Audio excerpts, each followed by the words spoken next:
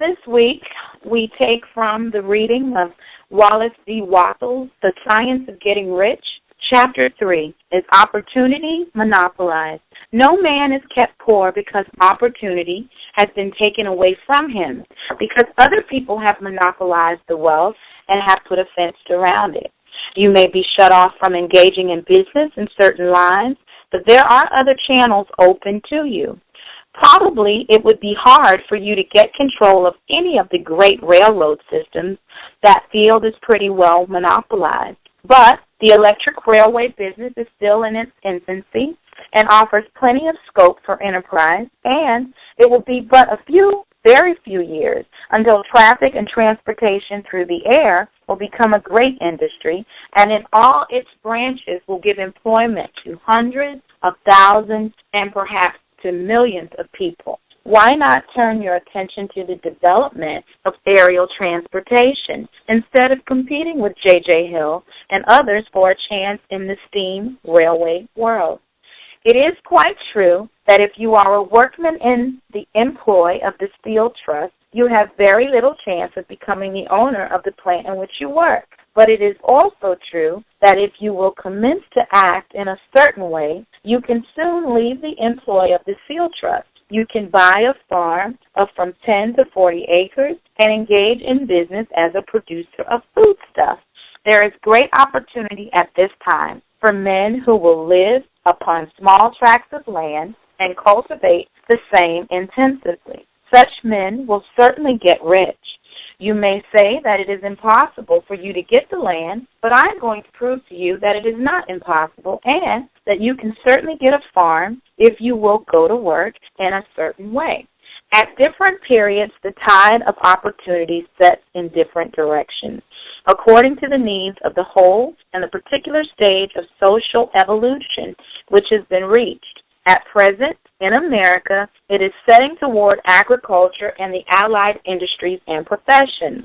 Today, opportunity is open before the factory worker in his line. It is open before the businessman who supplies the farmer more than before the one who supplies the factory worker, and before the professional man who waits upon the farmer more than before the one who serves the working class.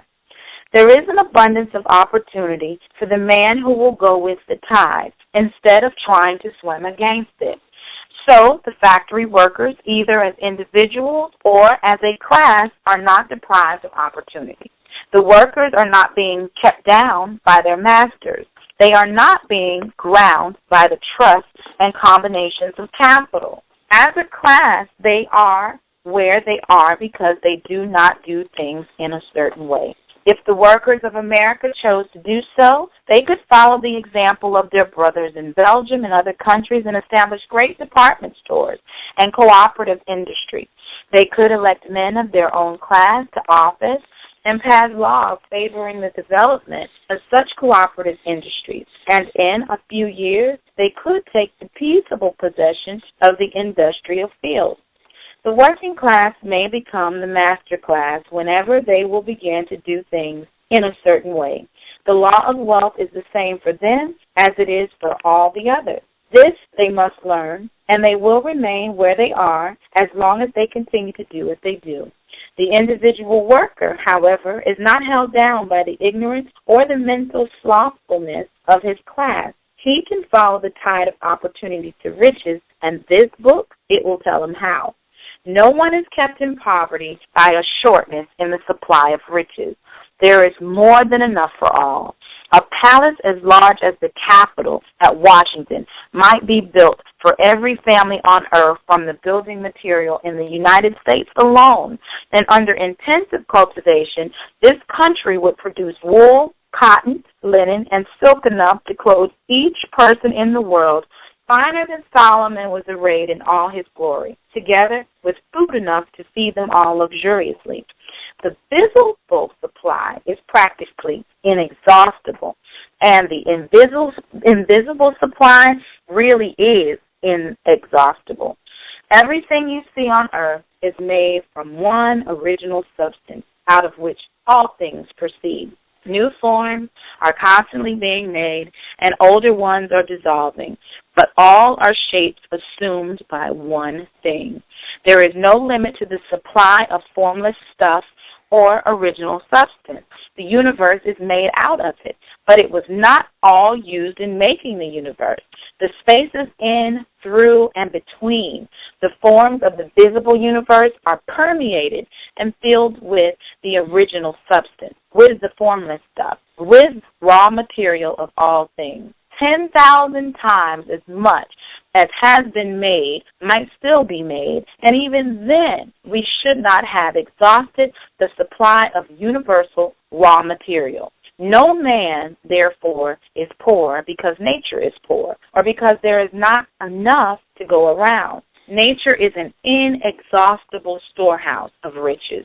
The supply will never run short. Original substance is alive with creative energy and is constantly producing more forms. And when the supply of building material is exhausted, more will be produced. When the soil is exhausted so that foodstuffs and materials for clothing will no longer grow upon it, it will be renewed, or more soil will be made. When all the gold and silver has been dumped from the earth, if man is still in such a stage of social development that he needs gold and silver, more will produce from the formless. The formless stuff responds to the needs of man. It will not let him be without any good thing. This is true of man collectively. The race as a whole is always abundantly rich, and if individuals are poor, it is because they do not follow the certain way of doing things which makes the individual man rich. The formless stuff, it's intelligent. It is stuff which thinks. It is alive and is always impelled toward more life. It is the natural and inherent impulse of life to seek to live more. It is the nature of intelligence to enlarge itself and of consciousness to seek to extend its boundaries and find fuller expression. The universe of forms has been made by formless living substance, throwing itself into form in order to express itself more fully. The universe is a great living presence, always moving inherently toward more life and fuller functioning. Nature is formed for the advancement of life. Its impelling motive is the increase of life. For this cause, everything which can possibly minister to life is bountifully provided.